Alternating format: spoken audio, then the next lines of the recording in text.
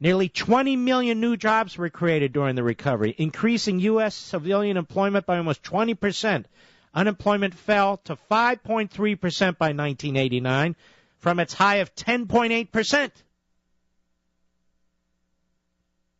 Real per capita disposable income increased by 18% from 1982 to 1989, meaning the American standard of living increased by almost 20% in just 7 years. The poverty rate declined every year from 1984 to 1989, dropping by 1/6 from its peak. The stock market more than tripled in value from 1980 to 1990, a larger increase than in any previous decade. And this is all dismissed as tax cuts for the rich. In the outstanding book, The End of Prosperity, by Art Laffer and Steve Moore, they point out that this Reagan recovery grew into a 25-year boom, with just slight interruptions by shallow, short recessions in 1990 and 2001. Now, they wrote, we call this period 1982 to 2007 the 25-year boom, the greatest period of wealth creation in the history of the planet. In 1980, the net worth assets minus liabilities of all U.S. households and businesses was $25 trillion in today's dollars.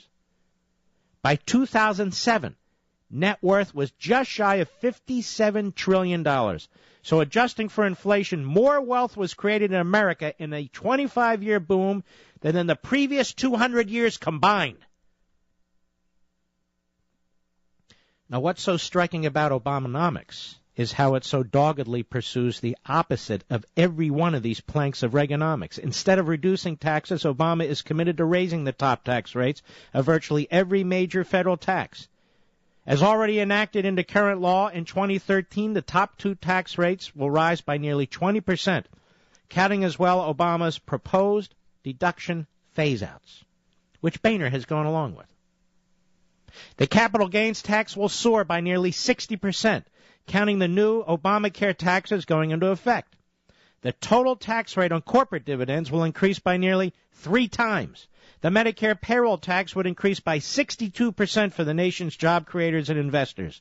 The death tax rate will go back up to 55%. In his 2012 budget and his recent national budget speech, Obama proposes still more tax increases. Instead of coming into office with spending cuts, Obama's first act was a nearly $1 trillion stimulus bill. In his first 2 years in office, he's already increased federal spending by 28%, and his 2012 budget proposes to increase federal spending by another 57% by 2021.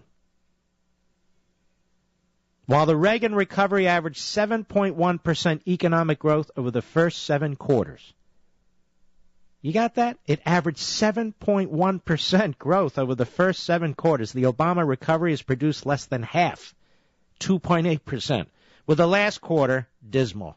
After 7 quarters of Reagan recovery, unemployment had fallen 3.3 percentage points from its peak, 7.5%. Not so with Obama. You see, capitalism creates wealth and prosperity and opportunity and jobs. Big government statism destroys them. I've got a lot more